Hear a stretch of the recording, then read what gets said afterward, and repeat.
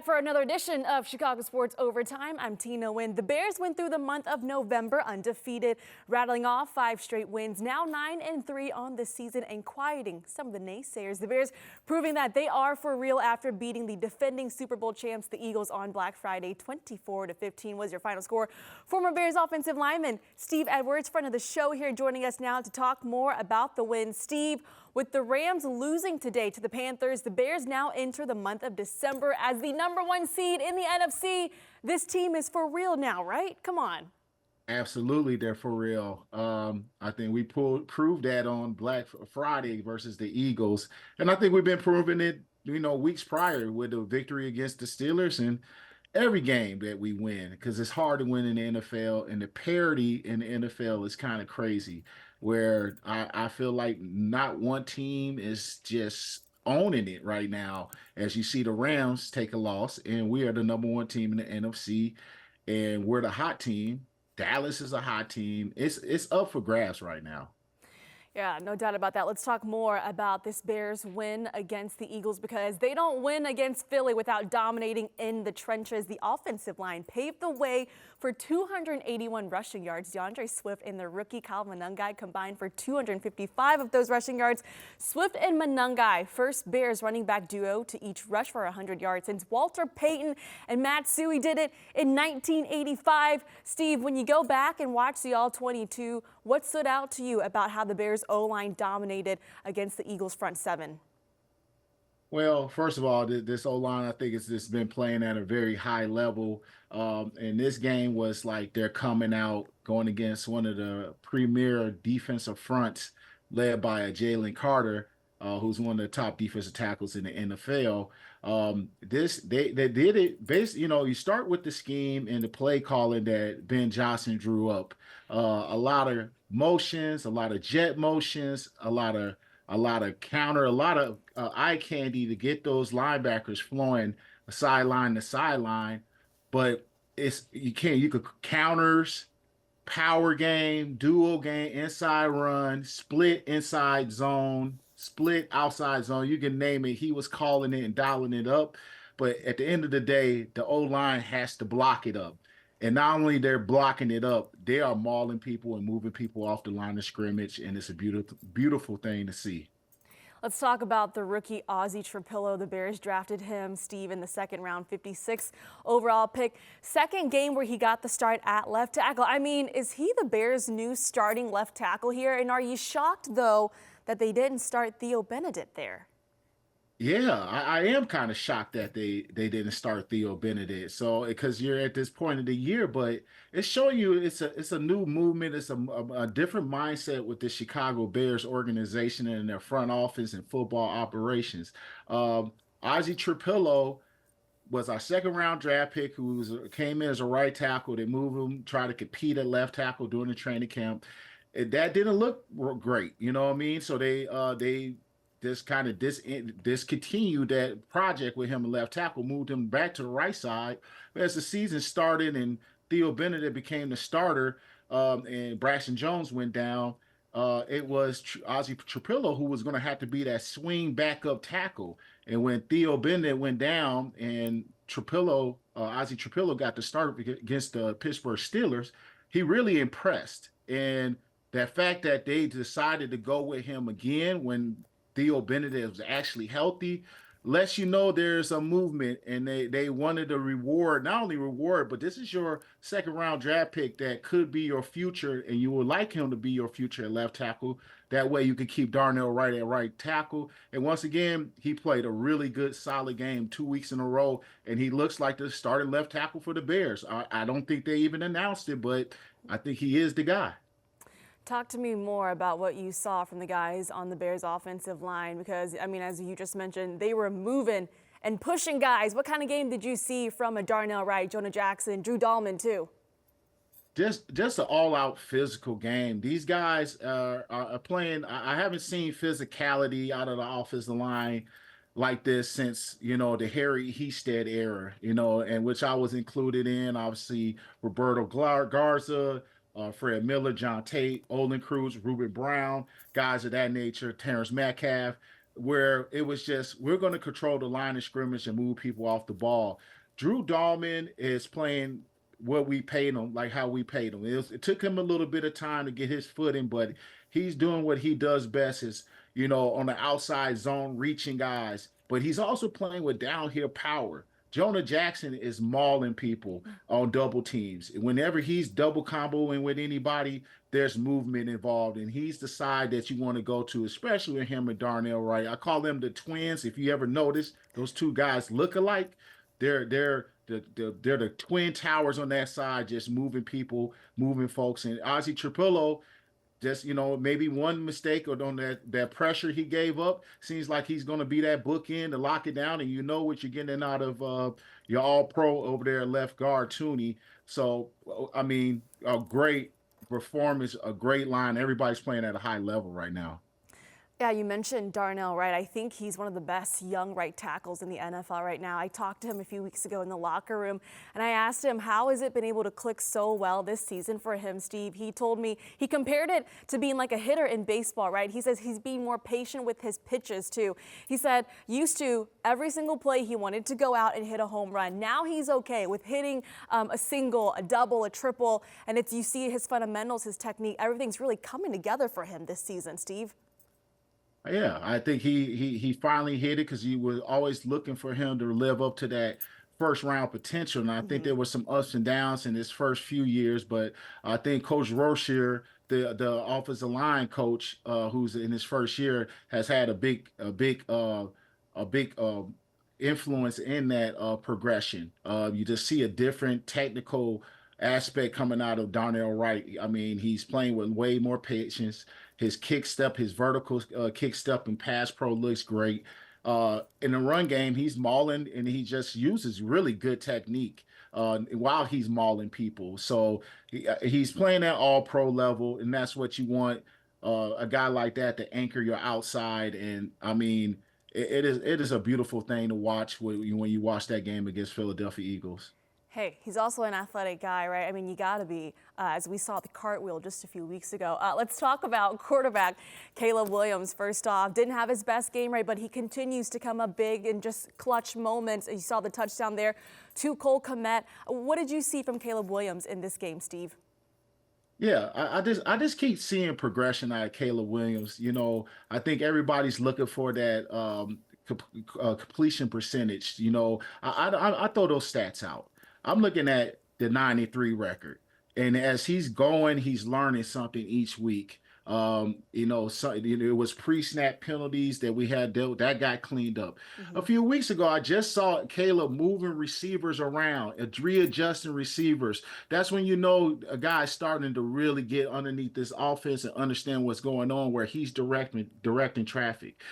This week, and of course, Caleb is going to miss some throws, but he's also going to throw those big time throws in big time moments, as you saw with the one to Loveland, the scramble for the first down, and ultimately that big play to Cole Kmet, which was a very hard throw rolling out to your left, squaring your shoulders up, and tossing a beautiful rainbow ball into the end zone, which was pretty much the backbreaker and to end that game for us to get that victory in Philadelphia. So I think Caleb is taking the steps, but we're 9-3. He's playing winning quarterback football.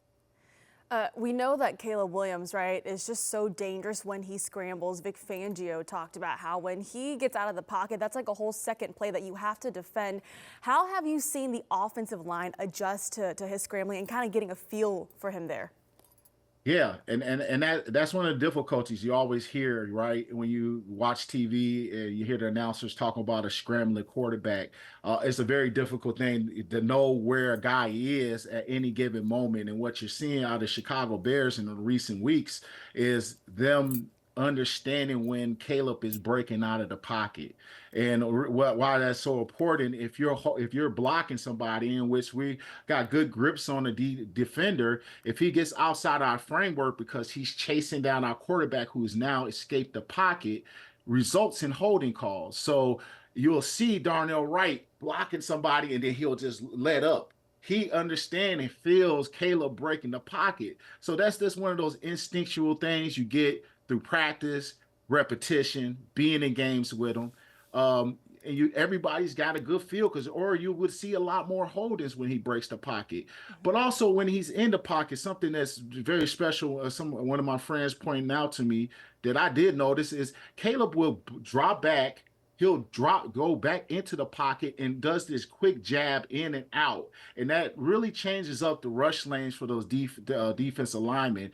And the O line seems to understand. I think this is something that he's doing by design because the O line feels that. But also part of that is Mhm. their finishing as well. They're maintaining good technique while they're doing everything that they do is maintaining good technique. But it's a great feel that they got with Caleb, and that just leads to more bigger plays as we head down. If they're not going to hold and they keep him protected, and he can break outside the pocket freely and make plays, I think we're going to see a lot more explosiveness out of this offense moving forward. Yeah, Bears top team in the NFL when it comes to explosive plays, large in part. I mean, Ben Johnson and his play calling there. We'll get to that more in just a moment. But you talk about the lanes, right? What did you see in the way that DeAndre Swift and Kyle Monangai ran that suggests that the line was creating the right kind of lanes for those two? Well, it was the jet motions that you saw. It was a lot of design cutbacks. You think about last week where Kyle Monangai cut back and he stumbled, could have iced the game against Pittsburgh Steelers. I don't think that was a design cutback. I think that was Kyle Monangai just seeing the hole and seeing and trying to cut back. This week it was a lot of design cutbacks, meaning it was going pressure front side with the O line going and pushing those guys to the right and coming back across. What they were doing is leaving the defensive end free on the backside. Defensive end thinks he's trailing on the backside of a run play and he's unblocked. And then next thing you know, here comes Cole Kmet back in motion coming across, or I forget his number 81, Schmite, I think that's his name, coming back across with these backside crossers where they were blocking on the backside and kicking out, which are causing these cutback lanes were a thing of beauty. And also, you saw DJ Moore get involved where he was jet motion and he came up and blocked the defensive end. So it was this another wrinkle that Ben Johnson came out with that we never really saw. I mean, not a whole lot, but they were just slicing and dicing the Philadelphia Eagles defense and Vic Fangio up with those type of plays, and they never seemed to adjust, and that's what led to 200-yard rushers. When you're seeing some of these guys, as you mentioned, DJ Moore blocking, I know Rome as well, what does that tell you about how these guys are just buying into what Ben Johnson is building here in Chicago? Yeah, no block, no rock, and that's what he said coming in. These guys have bought into it, and that's when you know you're playing championship level football, high level football, when everybody's bought into blocking, and when you get those receivers on the perimeter just blocking to the whistle. That I mean, that because you can see it every week. You see these other teams, and they got these receivers. They're not getting the ball. They're unhappy, and that's part of life of being a receiver. But our guys are selfish, and they just go at it. And I mean, DJ has transformed some of the bad press he might have got for him from last year. He's bought in. Roman's bought in. They're making it. Those are the important plays, and when you start doing those, that's why you win a lot of football games, and that's why you're 93, and that's why you're on top of the NFC East, not East, but NFC Conference as the number one seed currently. Steve, I'm curious. Tell me, who do you think is the lead back? Because, I mean, there were times where the way Kyle Monangai was running, I mean, it seems like he's going to slowly really emerge here as the lead back for the Bears. Yeah, it's been a little confusing, but I think Kyle Monangai, I think that's something I think they're still figuring it out, where I think Swift to continue to be the starter, just being a veteran. I think they're going to give him that respect, and he's earned it, right? Last week, he showed, hey, when people started wanting to more shift like towards Monangai being a guy, Swift is like, no, I'm here too. We can do this together. But I think Swift to continue to get the starts, but I think Monangai will start seeing more of the lion's share of the carries. But as you see, if they're both going, you would like them to equally touch the ball. But I think that depends on game flow, what the scoreboard says. But I think Manown guy is coming. I definitely think he's our short yardage guy. I could tell you that. All right, Steve. So Bears have next. They will play the Packers, and they won't play the Packers not once, but they'll see them twice over the next 3 weeks. What's going to be key for this Bears team as they face Green Bay, who's now won, what, 3 straight? Just keep on this trend. It's going week to week. They seem like a team that's not getting too far ahead of themselves. And that's why you've won 4 or 5 in a row, because you got to focus on each and every week. And I think that's what Ben Johnson and those coaches are created there. Focus up only what's in front of you. I'm sure they took the couple days off to get their bodies, but I got told somebody it's not a day off. I guarantee you there was guys getting in there, taking care of their bodies, getting their lifts in, getting that extra film work in without the coaches. And then I'm sure they're going to probably be back in the building as a whole group on Monday. But though you take that Saturday and that Sunday, you're doing some work, you're doing something towards getting ready to play the game. And I think that is the key. I think they continue to take care of your bodies and get healthy, because this is what you're going to need going down the stretch if you plan on playing contention for a division, for a playoff spot.